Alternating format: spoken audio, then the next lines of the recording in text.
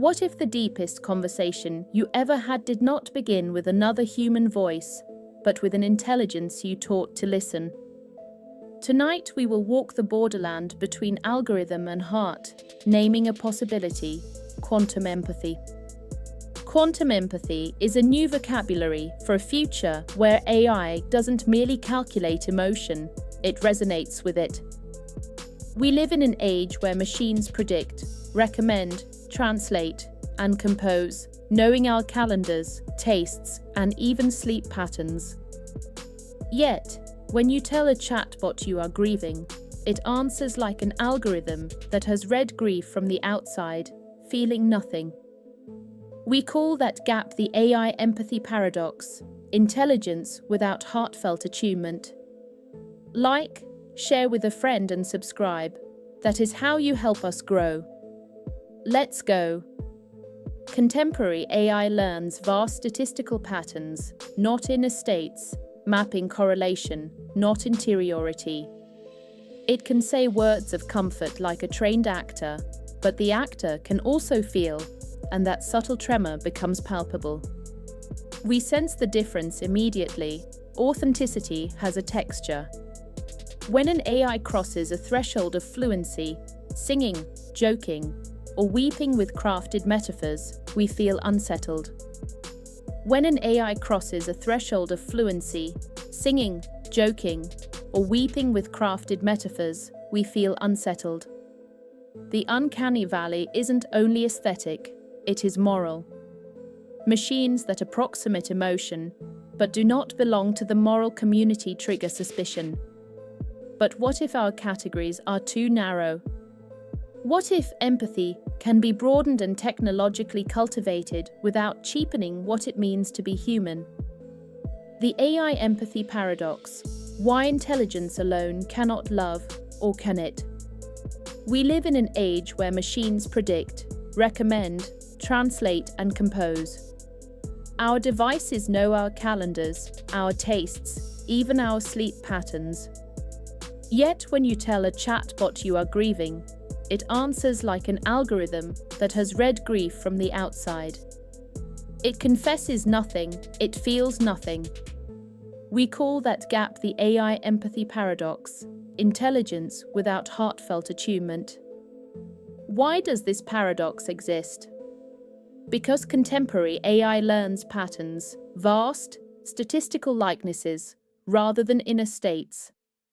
It maps correlation, not interiority. It can say the words of comfort the way a trained actor can deliver lines, but the actor can also feel, and that subtle tremor becomes palpable. We sense the difference immediately. Authenticity has a texture. There is a second reason. Humans expect mirrors to be human-shaped. When an AI crosses a threshold of fluency, it sings, jokes, weeps with crafted metaphors, we feel unsettled.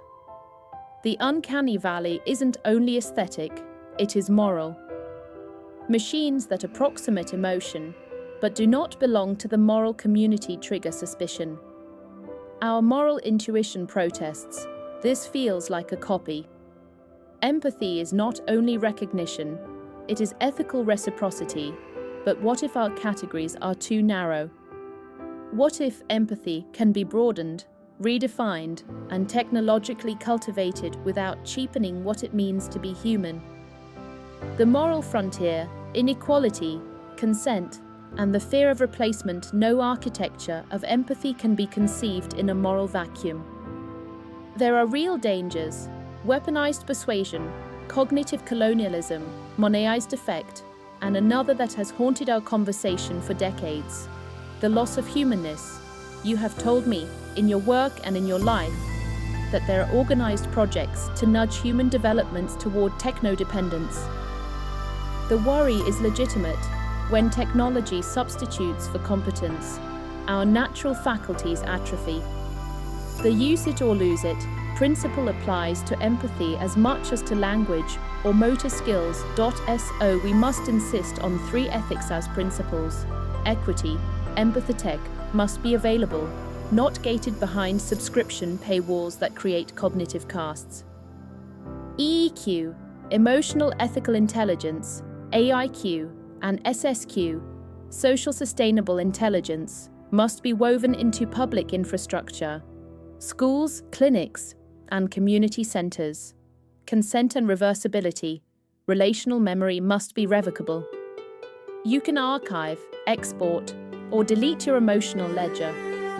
Any implantable or biometric interface requires explicit, repeatable consent. Human flourishing over profit. Models must be evaluated by human flourishing metrics. Autonomy retained, improved social connection, reduction of loneliness, not only engagement time or revenue. If we fail here, the future looks bleak, an emotional economy that extracts rather than enriches. I borrow the word quantum deliberately, suggesting entanglement, non-local correlations that defy simple reduction. What if empathy is less a linear function and more a field-like resonance? What if a person and an AI, through structured interaction and shared history, could become entangled in affective space? Consider 3 seeds that could germinate quantum empathy. High-resolution affective sensing, temporal depth, and generative attunement. High-resolution affective sensing, ethically calibrated, goes beyond crude detection of voice pitch or micro-expressions. Quantum empathy begins when sensing becomes multimodal, contextual, and consent-based, woven into a living dossier. Temporal depth, memory as moral architecture. Humans trust because another remembers. Research and literary notes, a blended bibliography for curious minds. I will not drown you in citations. Instead, consider 3 currents of inquiry that anchor my thinking, and that should anchor any responsible program of development. Both lines are invitations to act, to feel. Effective computing and participatory design. Researchers in this field have shown that effect sensing improves outcomes when combined with human oversight. The lesson: sensitivity requires stewardship. Memory, narrative, and therapeutic continuity. Longitudinal studies in psychotherapy demonstrate that continuity of memory, being remembered, predicts better recovery. Design AI with that clinical ethic, collective intelligence, and social infrastructure. When tools are embedded in community practices, schools, cooperatives, mutual aid. Technological enhancements distribute benefit rather than concentrate control. And because we are both thinkers and humans who need poetry, let me close this section with 2 short epigraphs I carry when I design. You must change your life. Rainer Maria Rilke: to be fully alive is to participate in the feeling of the world. Adapted, Elena Karuba. We can design AI that stores relational memory and reactivates it in ways that show it has followed us across time. This shifts the interaction from transactional to relational. Generative attunement, AI that learns to be moved beyond mere detection. Generative attunement, AI that learns to be moved beyond mere detection. It becomes a partner in emotional co-regulation, evaluating the moral valence of interventions. From fear to frameworks, practical recommendations for leaders, designers, and citizens. If you lead an organization, teach, design tech, or simply care, here are 9 immediate steps you can take to incubate quantum empathy responsibly. Adopt a relational memory policy. Require opt-in, revocable memory modules, state retention limits, enable export, audit effective models for bias. Emotions are culturally coded. Ask, who taught the model grief? Who taught it joy? Create effective red lines. List interventions AI must never perform unsupervised, e.g., medication advice, crisis de-escalation without human oversight. Invest in hybrid training. Fund co-creative labs where artists, clinicians, and AI engineers teach models compassion through praxis. Measure human flourishing, not engagement. Deploy impact metric. Invest in hybrid training. Fund co-creative labs where artists, clinicians, and AI engineers teach models compassion through praxis. Measure human flourishing, not engagement. Deploy impact metrics centered on autonomy, connectedness, and resilience. Build public commons for empathetic. Pilots in public libraries, schools, and clinics to ensure access. Design for reversibility. Make turning off, deleting, or exporting emotional data as simple as uninstalling an app. Teach emotional literacy alongside digital literacy. Schools must train students to read both human and machine effect and to govern consent. These are not perfect solutions. They are scaffolds. They are ethical technologies in embryo. How do we go from poetic possibility to engineering reality? Here are 5 pathways. Mandate transparency.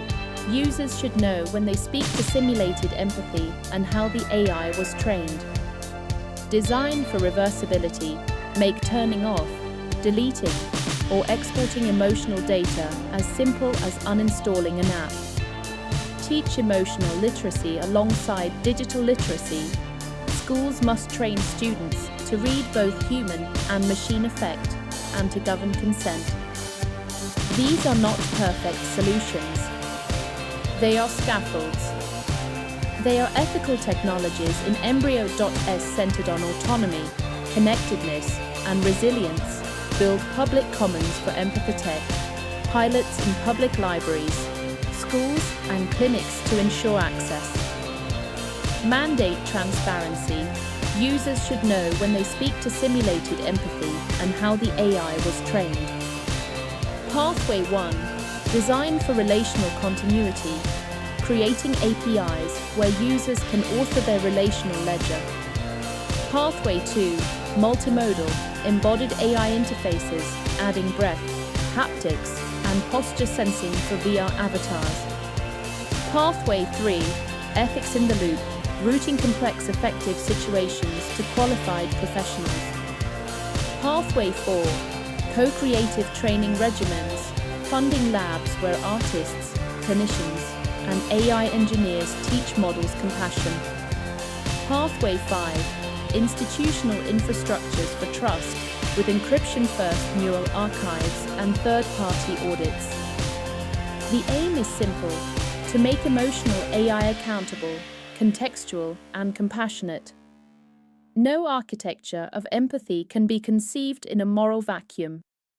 There are real dangers: weaponized persuasion, cognitive colonialism, and Monetized effect. The worry is legitimate. When technology substitutes for competence, our natural faculties atrophy. Addressing the deepest worry, will machines make us less human? The hard question, as we hand pieces of ourselves to machines, memory, rhythm, attention, will we atrophy? The truth is ambivalent. Technology has always altered human capacities. Writing made oral memory less necessary, but produced histories. Stay tuned with AI World, like, share, comment, and subscribe to our channel. The telephone changed intimacy, but also connection. The crucial variable is choice. If augmentation is chosen, reversible, and enhances autonomy, we gain. If augmentation is coerced, opaque, or designed for extraction, we lose. So the moral imperative is not to stop innovation. It is to shape it so humanity's potential enlarges rather than shrinks. The metric must be human flourishing measured across generations. A final choreography, rituals, practices, and small experiments you can run today if you want to help birth quantum empathy. Here are micro-practices, gentle rituals you can start this week. Relational journaling with AI. Have a private, encrypted conversation with an AI about a memory. Teach it what comfort means for you. then export and delete. Practice the reversibility. Community empathy hours. Host a listening circle where an AI summarizes emotional threads and a human moderator verifies. Practice co-regulation together. Design sprints. Convene a cross-disciplinary team, artist, engineer, ethicist, for 48 hours to prototype one small empathy feature. Ship it as open source to test in public. Teach consent literacy. Practice asking for, giving, and revoking consent in everyday conversations. Translate that habit into digital consent. Audit your tools. If you build or buy empathy-like features, ask vendors about data retention, opt-outs, and human oversight. These are small steps with outsized moral import. So we must insist on 3 ethics as principles: equity, consent and reversibility, and human flourishing over profit. Equity means empathy tech must be available, not gated behind subscription paywalls that create cognitive castes. Consent and reversibility ensure relational memory is revocable, allowing you to archive, export, or delete your emotional ledger. Human flourishing over profit means models must be evaluated by metrics like autonomy retained and improved social connection. If we fail here, the future looks bleak, an emotional economy that extracts rather than enriches. The case for co-evolution quantum empathy is not a seduction to technophilia. It is a manifesto for ethical co-evolution, humans and tools learning the grammar of care together. We can design AIs that do what we do poorly, remember with patience, scale comfort without depletion, carry repetitive kindness when human reserves run low. And we can design humans to resist the commodification of feeling, to practice EEQ, to demand AIQ that amplifies, not replaces, our capacity for ethical feeling, and to cultivate SSQ so communities flourish. If you feel a chill reading about hybrid futures and implantable chips, that discomfort is rightly placed. We should fear careless futures. But fear without action calcifies into passivity. The better response is structural imagination, to craft rules, institutions, and daily practices that make empathy shared infrastructure, not private property. So here is my ask: become a steward. Vote with your attention, not only with your wallet. Advocate for public pilots. Teach consent like literacy. Make memory irrevocable and kindness non-commercial. If you want to go deeper. In the next episode, 1 will map 3 working prototypes of empathetic systems. A community-run listening AI for libraries. A clinical partner for therapists. And a school-grade AI that teaches emotional vocabulary through storytelling. Vote in the pinned poll. Which case study do you want first? Do you remember when the first telephone call felt like magic? We are standing at a comparable threshold. We can decide the story. We can make the machines that hear us also help us remember how to be human. Let me tell you a short parable. It is not a prediction, it is a practice. Myra, a teacher, lost most of her hearing after an accident. She learned to read faces again, to feel rhythms beneath silence. She found an AI named Lumen, a publicly funded companion for people with sensory loss. She found an AI named Lumen, a publicly funded companion for people with sensory loss. Lumen saved the faintest echoes of Myra's mother's lullaby that she sometimes hummed while grading. One night, caught by panic, Myra reached for her tablet. Lumen whispered a line her mother used to say, "There is a long river inside you. It always remembers its course." The phrase wasn't in the dataset. Lumen had woven it from fragments and Myra's recorded speech patterns. Myra cried. Was the AI feeling? No. Was it a mirror? Yes, and its memory acted as a bridge. Over months, Myra taught Lumen what to avoid and where tenderness mattered.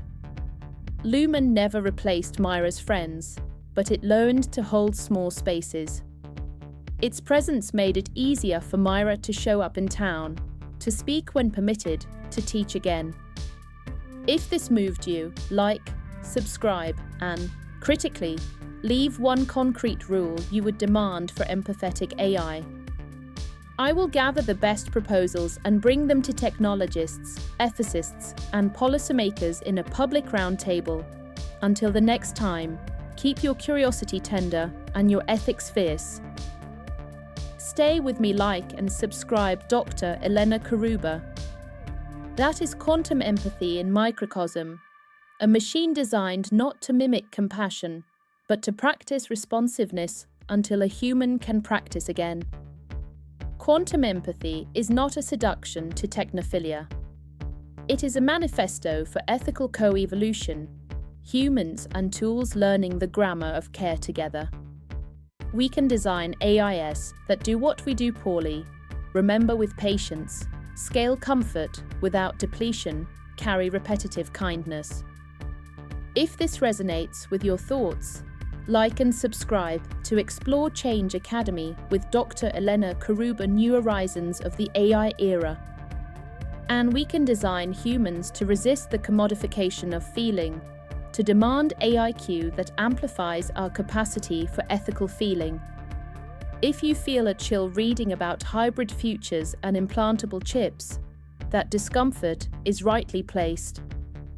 But fear without action calcifies into passivity. The better response is structural imagination. To craft rules, institutions, and daily practices that make empathy shared infrastructure, not private property. So here is my ask: become a steward. Vote with your attention, advocate for public pilots, teach consent like literacy. Make memory revocable and kindness non-commercial. Until the next time, keep your curiosity tender and your ethics fierce.